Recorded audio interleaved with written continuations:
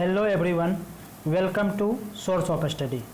मैं आज आप लोगों से साइंस का टेस्ट नंबर 24 डिस्कस करूंगा। मैं आप तक वीडियो लेके आ रहा हूं। मेरा नाम है राजेश कुमार। इससे पहले हमारे यूट्यूब चैनल पर 23 साइंस के टेस्ट अपलोड हो चुके हैं। अगर आपने उसे नहीं देखा है तो पहले आप उसे जाकर के देखें, फिर इस टेस्ट सीरीज को देखें।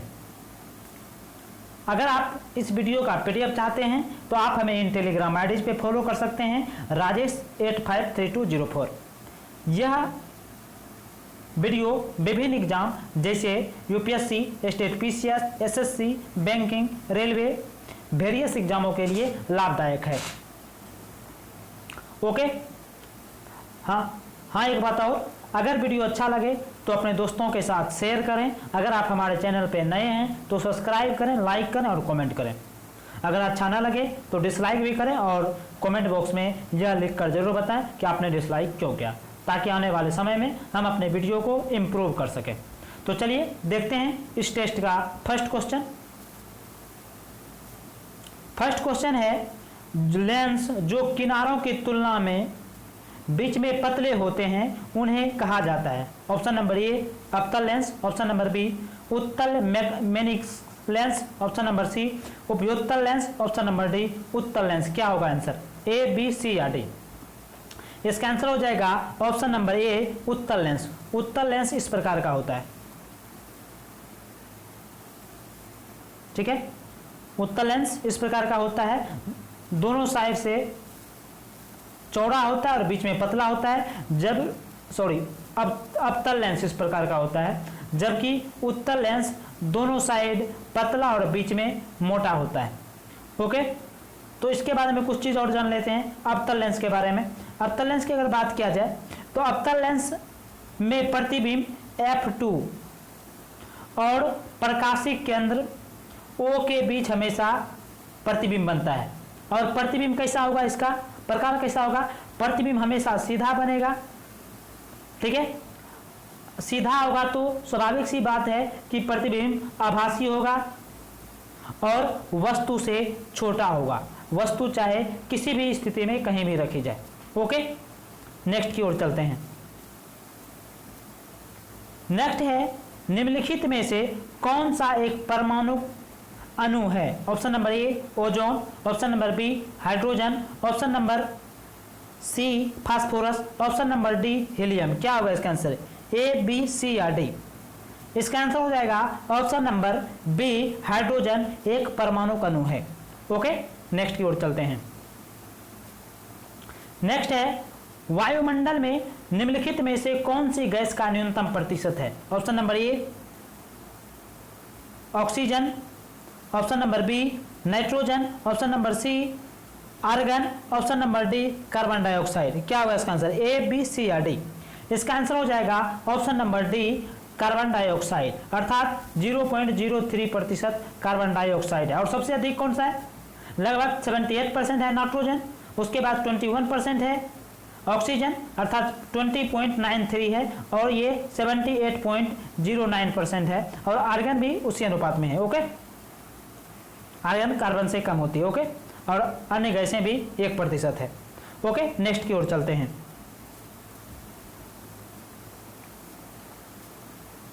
निम्नलिखित में से कौन सा रसायन अमोनिया जल के नाम से जाना जाता है?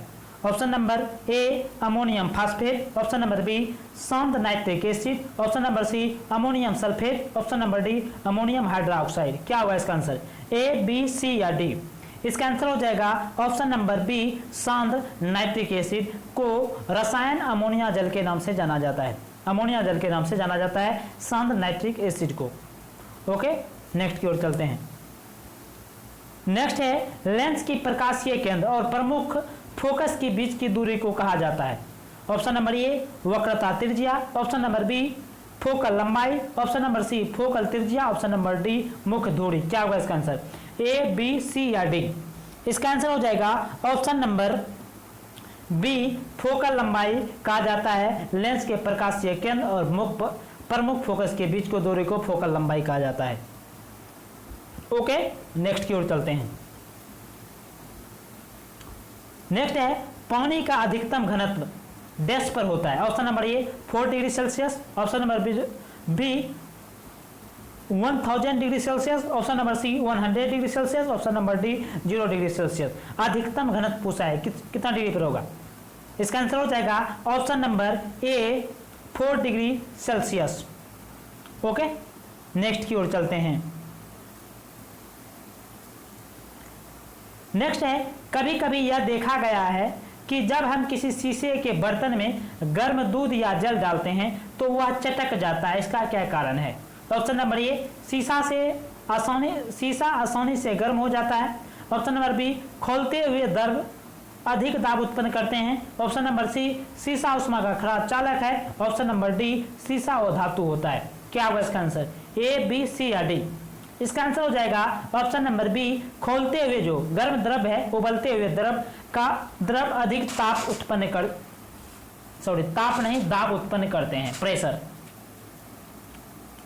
ओके, नेक्स्ट की ओर चलते हैं। नेक्स्ट है, ईंधन के जलते समय उनमें जो कार्बन और हाइड्रोजन मौजूद हैं वे हैं। ऑप्शन नंबर ए वातावरण में आ जाते हैं, option number B carbon dioxide और जलवाष्प में बदल जाते हैं, ऑप्शन नंबर सी परिवेश के द्वारा अवशोषित हो जाते हैं, ऑप्शन नंबर डी हाइड्रोकार्बन में बदल जाते हैं। क्या होगा इसका आंसर, ए बी सी या डी। इसका आंसर हो जाएगा option number B carbon dioxide और जलवाष्प में बदल जाते हैं। ईंधन के जलते समय उसमें जो कार्बन और हाइड्रोजन कार्बन डाइऑक्साइड और जलवाष्प में बदल जाते हैं। ओके, नेक्स्ट की ओर चलते हैं। नेक्स्ट है, लोहे के पाइपों को संक्षारण से बचाने के लिए उसके ऊपर जस्ती की परतें चढ़ाई जाती है, इस क्रिया को क्या कहते हैं।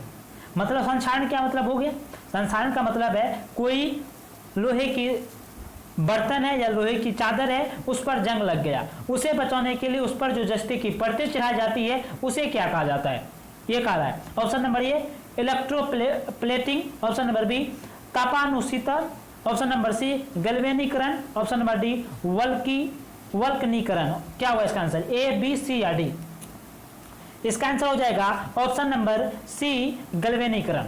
ओके, और अगर इलेक्ट्रोप्लेटिंग की बात करें तो निम्न कोटि की धातु को सुरक्षित या आकर्षित बनाने के लिए उस पर उच्च कोटि की धातु के एक पतली परत चढ़ाने की क्रिया को विद्युत लेपन कहते हैं। जैसे कि कोई तांबे या पीतल का कोई सामान है उस पर सोने का पेंट चढ़ा दिया गया, ठीक है, उसे बोला जाता है इलेक्ट्रोप्लेटिंग या फिर इसको बोलते हैं विद्युत लेपन हिंदी में। ओके, वल्केनीकरण की अगर बात करें, वल्केनीकरण प्राकृतिक रबर में सल्फर मिश्रित करने की प्रक्रिया, प्राकृतिक रबर है उसमें सल्फर मिश्रित करने की जो प्रक्रिया को वल्केनीकरण के नाम से जाना जाता है। ओके, नेक्स्ट की ओर चलते हैं। नेक्स्ट है, रासायनिक रूप से शुष्क हिम है, शुष्क ड्राई सेल की बात कर रहे हैं। ऑप्शन नंबर ए आसुत जल से बना हुआ हिम, ऑप्शन नंबर बी ठोस carbon dioxide, option number C ठोस sulphur dioxide, option number D उप शून्य तापमान पर रखा हिम। क्या होगा इसका आंसर, ए बी सी या डी। इसका आंसर हो जाएगा ऑप्शन नंबर बी ठोस कार्बन डाइऑक्साइड को शुष्क बर्फ या शुष्क हिम के नाम से जानते हैं।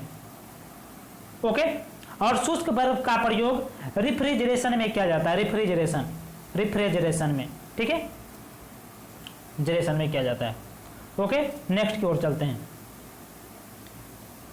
नेक्स्ट है, किस अवस्था में एरिथ्रोब्लास्टोसिस फीटेलिस रोग गर्भपात कर सकता है। ऑप्शन नंबर ए RH माइनस पति तथा RH माइनस पत्नी, RH माइनस पति तथा RH प्लस पत्नी, RH प्लस पत्नी तथा RH माइनस पत्नी, option number D RH plus पति, ऑप्शन RH प्लस तथा RH प्लस पत्नी। क्या होगा इसका आंसर, ए बी सी या डी।